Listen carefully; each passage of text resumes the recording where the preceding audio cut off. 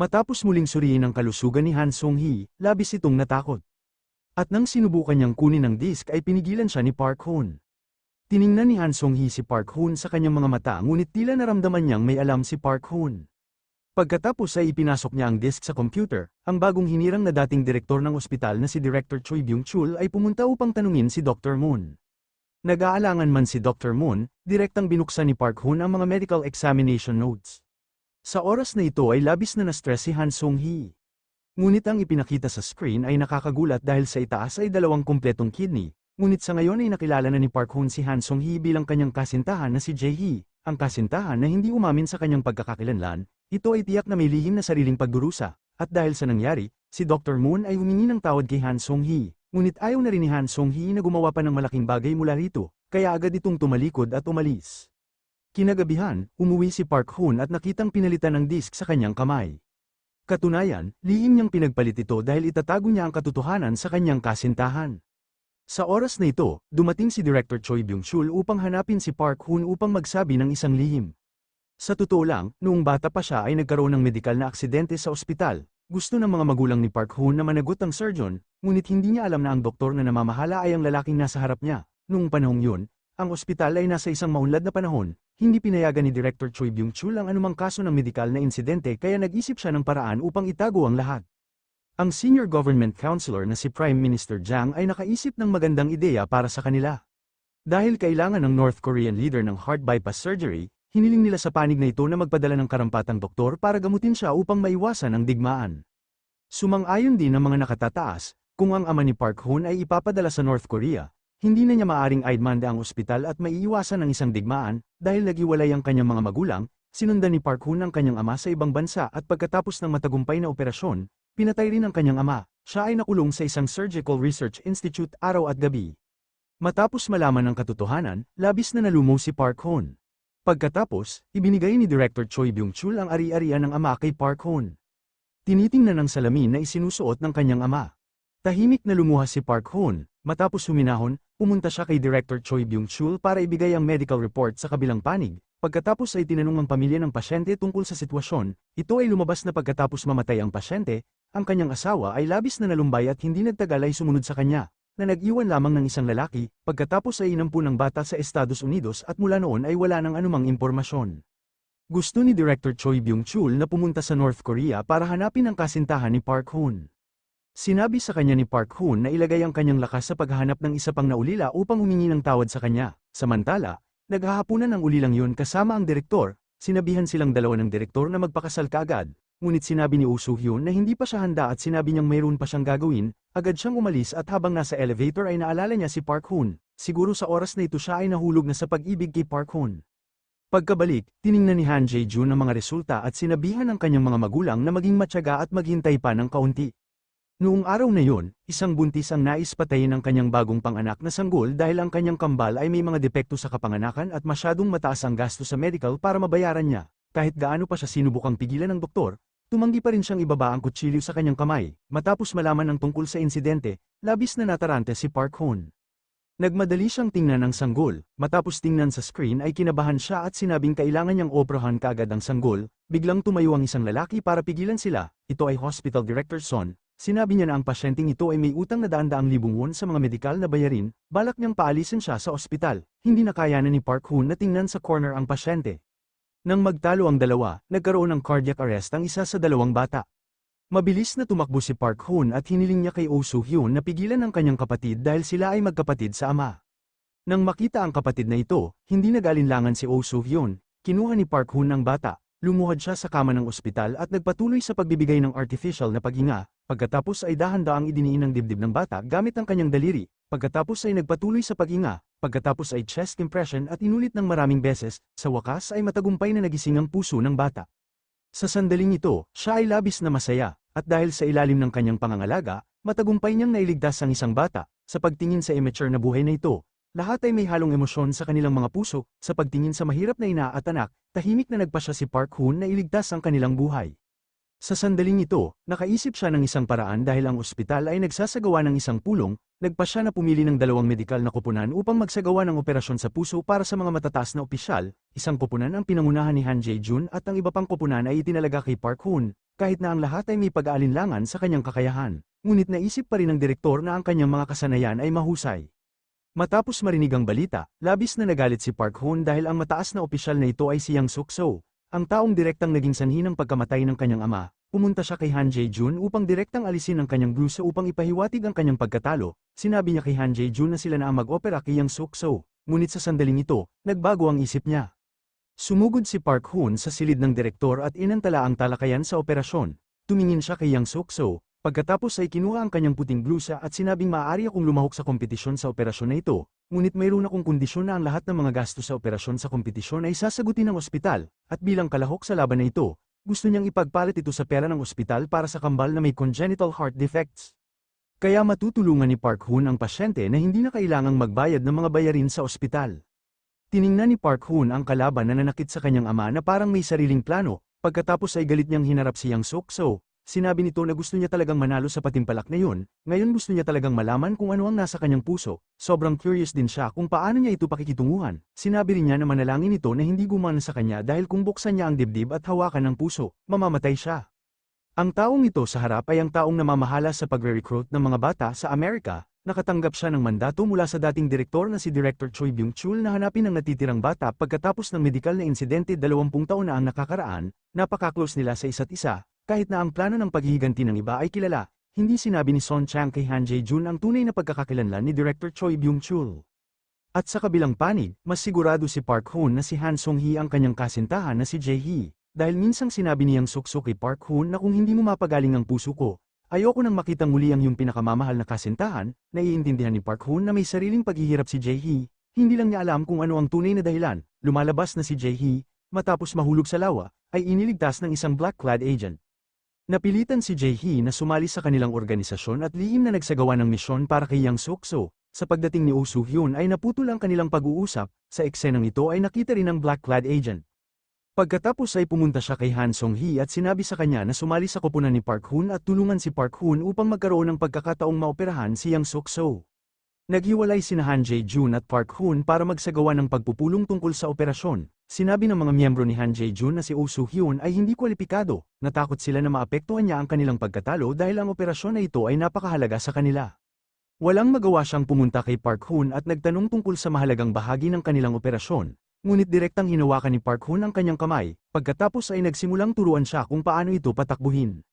Ang eksenang ito ay nakita ni Han Song-hee na kara-rating lang. Sa oras na ito, ang puso ni Han Song-hee ay lubhang naging komplikado. Pagkatapos ay biglang sumulpot si Han Jae-jun at galit na galit din, dahil sa eksenang ito, labis na nahiya sina Oh Soo-hyun at Park Hoon. Pagkatapos ay tinawag ni Han Jae-jun si Oh Soo-hyun, ngunit napakaaga ni Han Song-hee at sinabi nitong kung nakalimutan ba niya si Oh Soo-hyun ay siya ang unang surgical assistant ng kanyang kalaban, ngunit walang pakialam si Park Hoon. Sa puso niya, gusto niya lang iligtas ang sanggol, ang panalo o pagkatalo sa laban ay hindi mahalaga sa kanya. Labis na nadismaya si Park Hoon kay Han Song-hee na nasa harap niya. Hindi siya makapaniwala na sa mata nito ay panalo o talo lamang at walang pag-aalala sa tagumpay ng operasyon, ngunit si Han Song-hee ay nagkaroon din ng sariling pagdurusa at hindi niya masabi ang lahat kay Park Hoon.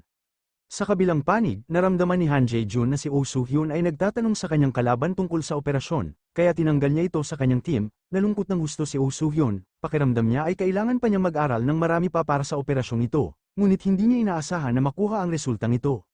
Dumating si Park Hoon at sa panghihikayat nito ay pumayag si Oh Soo-hyun na tulungan siyang tapusin ang operasyon.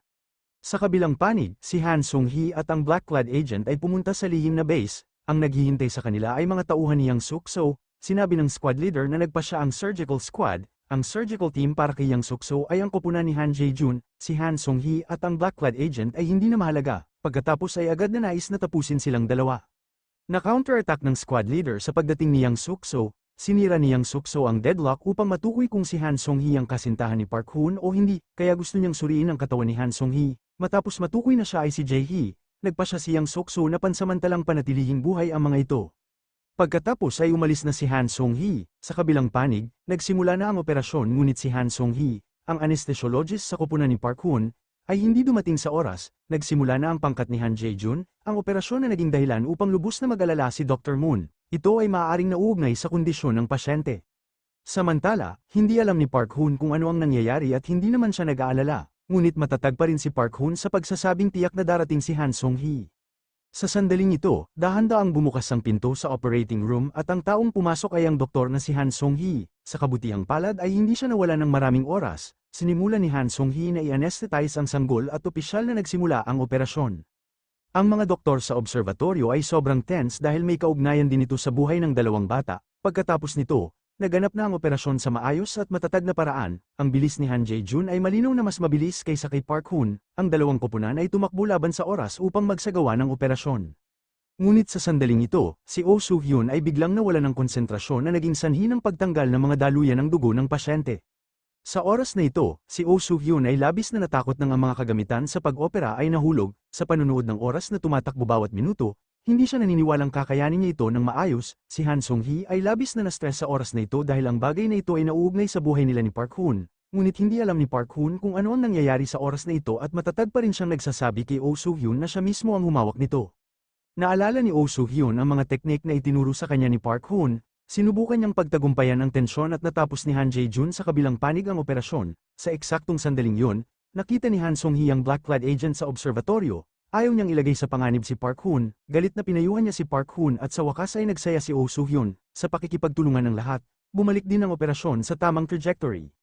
At sa kabilang panig, unang natapos ni Han Jae-jun ang operasyon. Sa paglipas ng oras, bawat segundo at bawat minuto, maayos ding natapos ang operasyon ng koponan ni Park Hoon, ngunit malinaw na mas maraming oras kaysa kay Han Jae-jun at para kay Park Hoon, hangga't kaya niyang iligtas ang pasyente, hindi mahalaga kung gaano ito kabilis o kabagal. Ngunit hindi niya alam na ang patimpalak na ito ay may kaugnayan sa kanyang buhay at kamatayan kasama si Han Song-hee. Ang black-clad agent ay papalapit kay Park Hoon sa isang mapanganib na sandali. Hinatak ni Han Song-hee si Park Hoon at nang magkatinginan silang dalawa, nalutas na ang lahat ng naunang hindi pagkakaunawaan. Unti-unti, hindi na naiwasan ni Han Song-hee ang kanyang pagkakakilanlan. Siya ang kasintahan ni Park Hoon na si Jae-hee. Sa sandaling ito, naglabas ng berdeng babala ang alarma ng ospital. Lahat ay sumugod sa ITC room. Ang black-clad agent ay umalis lamang sa pagkatalo, lumalabas na nagkaroon ng problema ang operasyon ni Han Jae-jun at hindi siya makapaniwala. Pagkatapos ay tinanong niya ang kanyang assistant kung ano ang dahilan.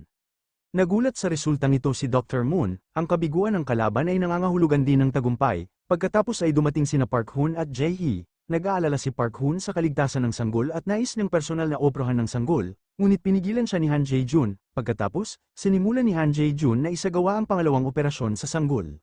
Sa oras na ito, labis siyang nagalit dahil ang tagumpay ng operasyong ito ay may kaugnayan sa kung maaari siyang magmana ng ospital o hindi. Ang direktor na nanonood ay labis na nadismaya sa kanya, pagkatapos ay lumingon siya at umalis. Sa kabilang panig, pinuntahan ni Jae-hee ang black-clad agent. Sinabi niya na ang kanyang pagmamadali ay halos pumatay sa kanya at naging sanhi ng halos mamatay si Park Hoon. Pero sa mata ng black-clad agent, papilang si Jae-hee, nasa kamay niya ang buhay nila ni Park Hoon. Sinabi niya sa kanila na talikuran ang ideya ng pagtakas. At sa kabilang panig, gustong sabihin ni Park Hoon kay Jae-hee ang magandang balitang ito ngunit hindi niya ito makontak. Hanggang sa isang sulok ay nakita niya si Jae-hee. Mabilis na sumunod si Park Hoon ngunit mabilis na nawala sa paningin niya ang babae. Nakita ni Park Hoon ang kotse ni Jae-hee sa gate ng ospital. Agad siyang sumunod at maya-maya ay nakarating na sila sa kanyang tirahan. Sa sandaling lumingon si Park Hoon ay nakita niya ang isang ngiti na parehong kakaiba at pamilyar. Naalala ni Park Hoon ang mga larawan nila ni Jae-hee. Hindi siya makapaniwala na dumating na talaga ang araw na ito. Kahit na kailangan niyang dumaan sa maraming kahirapan upang mahanap ang kasintahan, sa sandaling ito, naisip ni Park Hoon na sulit ang lahat ng kanyang pagsisikap, malayo ang pagitan nilang dalawa at ang pagyakap sa isa't isa ay hindi nangangahulugan ng pagpapalam. Pinanood nila ang taong mahal nila, malumanay na hinahaplos ang pisngi ng isa't isa. Sa sandaling ito, hindi na napigilan ng dalawa ang kanilang emosyon. Sa mga sumunod na araw, naging masaya ang buhay nilang dalawa, dahil makakasama na siya ni Jae-hee magpakailanman. Inilayo ni Park Hoon si Jae-hee sa lugar na ito. Sinuhulan niya ang isang lalaki at nangako ito na tahimik niyang dadalhin silang dalawa. Ngunit labis na nag-alala si Jae-hee at, gaya ng inaasahan, isang grupo ng mga kakaibang lalaki ang nagdiin sa lalaki sa lupa. Kinuha ni Park Hoon si Jae-hee at naghanda na tumakas, ngunit napakabilis na napalibutan ang dalawa at ang pinuno ay ang black-clad agent. Inaresto si Park Hoon. Sa oras na ito, labis siyang nag-aalala tungkol sa kanyang kasintahan. Pagkatapos ay kinuha si Jae-hee ng dalawang lalaki at nakita ang kasintahan na dinala. Malungkot na nakiusap si Park Hoon. Ngunit ang black-clad agent ay hindi nagbabalak na palayain silang dalawa. Nagawa niyang saktan si Jae-hee sa harap ni Park Hoon at nakita ni Park Hoon ang eksenang ito at labis siyang nanlumo. Nakita ng black-clad agent na nakamit niya ang kanyang layunin at agad na inayos at inalis si Jae-hee. Pagkatapos ay binalaan niya si Park Hoon. Una, kailangan niyang magsagawa ng operasyon kay Yang Sokso. Pangalawa, huwag ipaalam sa sino man ang pagkakakilanlan ni Jae-hee. Nag-inject ito ng gamot sa kanyang katawan at hindi nagtagal ay nahimatay siya.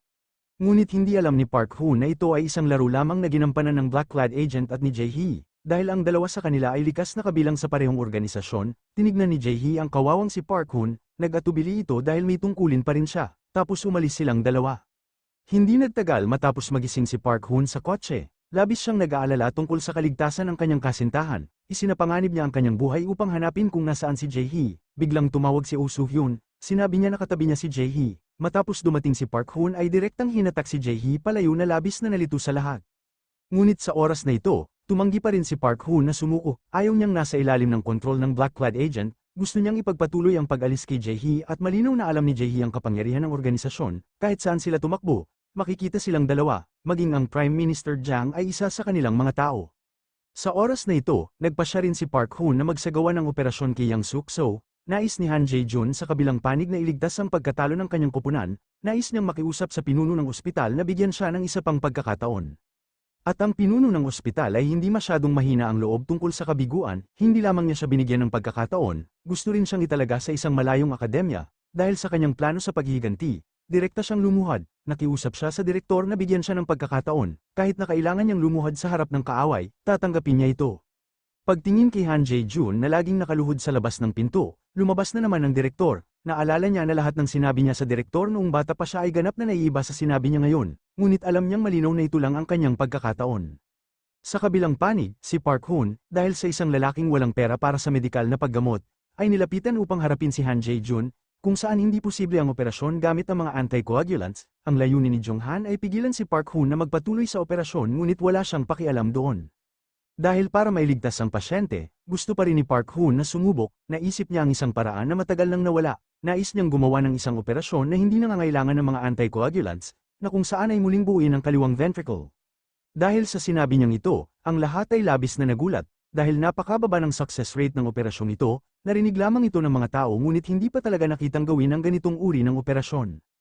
Tungkol naman sa kung paano kumpletuhin ang ganitong uri ng operasyon, halimbawa, ang orange na ito ay ang puso ng pasyente, gugupitin ang ibabaw ng puso, pagkatapos ay aalisin ang patay na tissue sa loob, pagkatapos ay tatahiin ito pabalik. Ito ay napakasimple ngunit ang success rate ay napakababa, lalo na ang ganitong uri ng necrotic tissue ay may malaking lugar, ang success rate ay mas mababa.